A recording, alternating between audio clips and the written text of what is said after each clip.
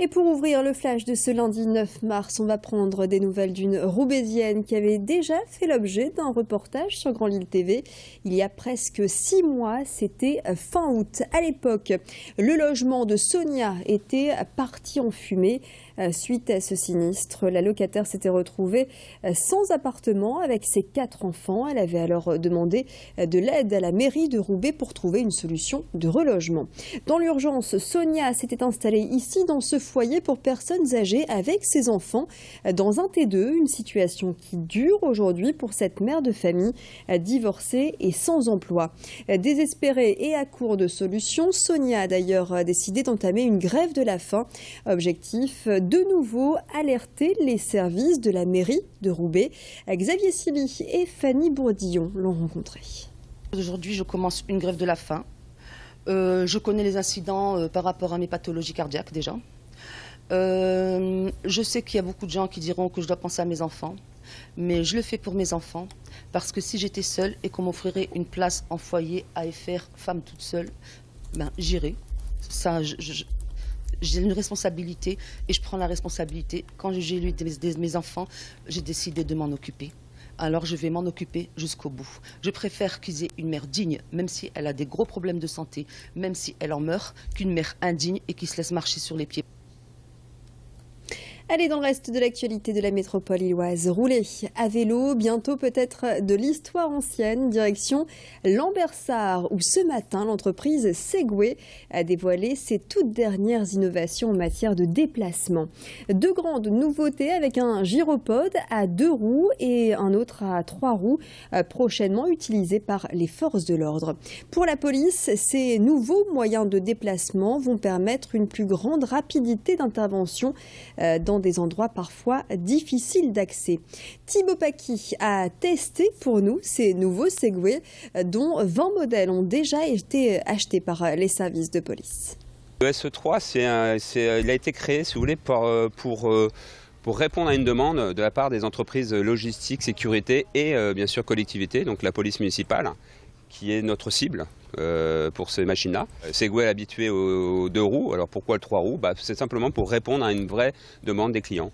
Le 2 roues vient, si vous voulez, se positionner en appui avec le 3 roues. Par exemple, une patrouille s'équipe d'un ou 2 Segway 3 roues, va s'équiper de 3-4 machines. Donc d'un côté, vous avez le 3 roues qui, lui, de par son autonomie, 40 km avec 25 km/h de pointe, vitesse de pointe, lui va aller dans les grands axes. Vous voyez, les gyropodes vont aller, lui, dans des axes un peu plus confinés, donc où là, où souvent les scooters ne peuvent pas aller, par exemple. Vous voyez, donc voilà. Voilà pour ces nouvelles technologies dans la métropole lilloise. Un mot de la question du jour avec, en ce lundi 9 mars, en partenariat avec la radio Métropolis. Cette question, 2 mois après, êtes-vous toujours Charlie? 2 mois après les attentats qui ont frappé la rédaction de Charlie Hebdo. Vous avez répondu favorablement à 77%. Prochaine question du jour, ce sera dès demain matin dans la matinale d'Adrien Lanois, dès 6h30. Avis aux amateurs de films d'animation, la fête de l'anime se prépare, une 11e édition organisée par les rencontres audiovisuelles en différents lieux de la métropole lilloise, les cinémas de Lille, Roubaix, Tourcoing, l'Opéra ou encore le Palais des Beaux-Arts. Cette année, en invité d'honneur, Michel Oslo, le créateur de Kirikou. Le programme s'est animé près de chez vous permettra quant à lui un focus sur les talents régionaux.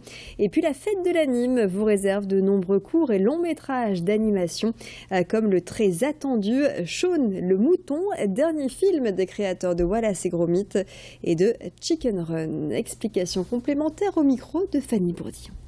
On va également accueillir quelques pointures de l'animation internationale pour des masterclass. On va proposer énormément de projections également en salle de cinéma, des reprises des longs métrages qui ont cartonné l'année précédente, des avant-premières, des films, des courts-métrages, des films inédits, des pépites ou des doudous qu'on adore revoir. Un peu de tout. L'idée, c'est la variété, les rencontres, s'en mettre plein la vue, voilà, et découvrir énormément énormément de choses. C'est la 11e édition de la fête de l'anime. C'est un événement qui est dédié aux films d'animation et aux différentes techniques d'animation.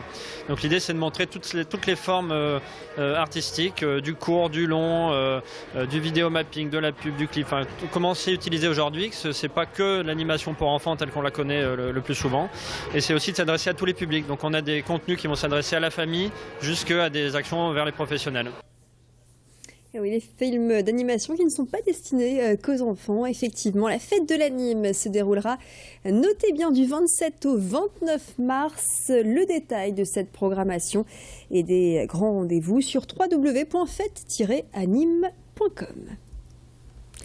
Voilà, c'est la fin de ce flash. Merci de l'avoir suivi. À suivre les prévisions météo, la tendance de cette nouvelle semaine avec, vous allez voir, un anticyclone présent sur l'ensemble de la région Nord-Pas-de-Calais, au moins jusqu'à vendredi. Bonne nouvelle donc. Et puis l'infotrafic également à suivre. Excellent début de soirée. Restez avec nous. L'info continue sur Grand Lille TV.